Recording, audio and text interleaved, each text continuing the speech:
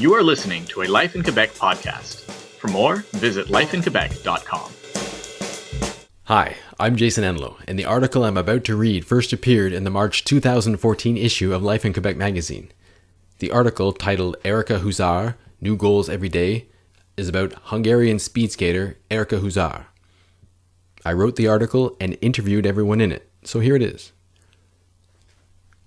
When the Club de Patinage de Vitesse de Sainte-Foy, that's the Sainte-Foy Speed Skating Club, needed a head coach, they turned to Hungarian Erika Huszar, a recently retired Olympic speed skater, a European inline speed skating champion, and a big gun in the history of short track speed skating in Hungary.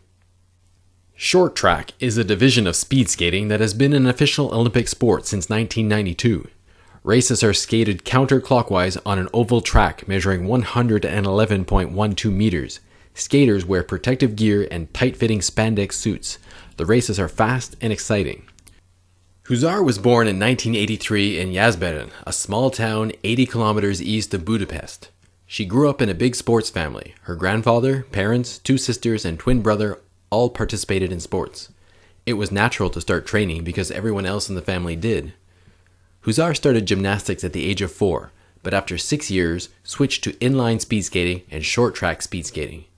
She was 14 when she participated in her first World Junior Championship in St. Louis. 8 years and many medals later, she took part in the 2006 Olympic Games in Turin, where she finished 4th in the 1500-meter race. It was the first time since 1980 that a Hungarian athlete placed in the top 6 in a Winter Olympics. Huszar also competed in the 2010 Vancouver Olympics, where she placed 5th in the 3,000-meter relay race and 6th in the 1500. As the best Hungarian athlete at the Olympics, Huszar was chosen to carry the Hungarian flag for the closing ceremonies in both 2006 and 2010, a great honor for her. The Olympics were an experience of a lifetime for Huszar, who says, "I never had to compete in such a big arena with so many people watching. It was very stressful, and at the same time very exciting to be in the same Olympic village with the best athletes in the world." After 16 years of training, usually 13 times a week, Huszar found that she needed a change. She wanted to continue skating after Vancouver, but she was looking for a different adventure. She considered moving to Russia with her boyfriend, hockey player Andras Sajovic, to train with the Russian national team and represent Hungary at the 2014 Sochi Winter Games.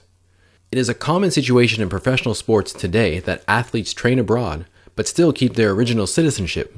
Eventually, the Russian team told her it would not be possible because they do not allow foreign skaters on the ice with the national team. Still wanting a new experience and hearing good things about the home of Bonhomme Carnaval, Huszar and Sajovic decided to try Quebec City. When Huszar landed here in 2010, the only French she knew consisted of oui and no. She admits that back then, French just hurt my ears. She started skating with the Club de Patinage de Vitesse de Quebec, and although she was nervous, it did not take long for people to warm up to her. "I was a good skater. It didn't matter what country I was from," says Huszar. "I've never found anyone here to be unfriendly, probably because of sports." The language barrier did make it difficult for her to rent an apartment or buy a car.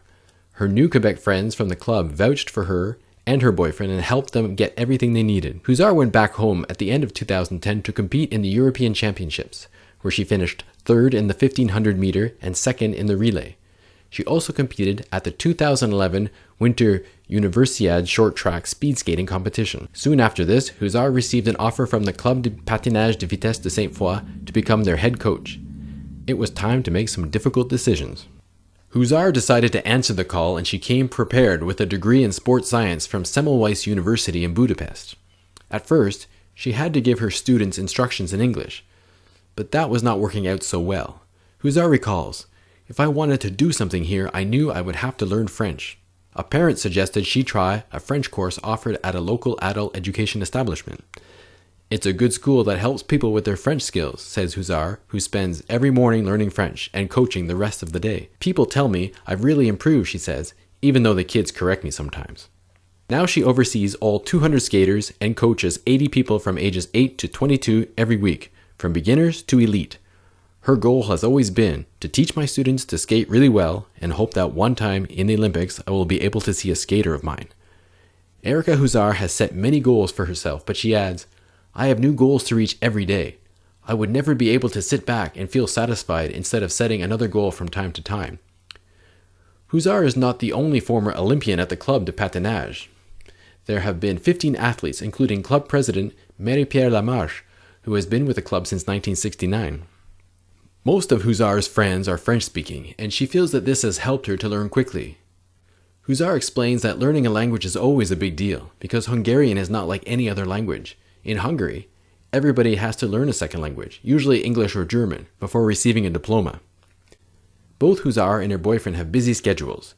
She's either coaching or studying, and Sajovic is working up north as a goaltending instructor for the Nunavik Youth Hockey Development Program, run by former NHL player and Olympian Joey Junot.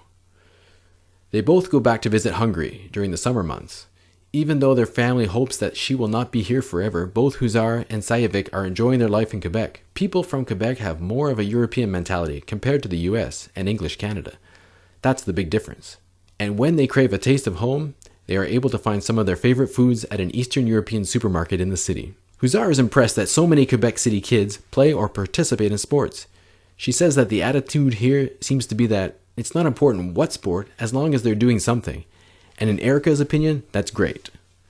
Lâche pas la patate, Erika. Life in Quebec magazine is published by Media Trois Canons. To subscribe and have a copy mailed to you, visit lifeinquebec.com/magazine-subscription. Thanks for listening. Thank you for listening to the Life in Quebec podcast. For more news, commentary, editorials, and opinion, visit lifeinquebec.com/podcast.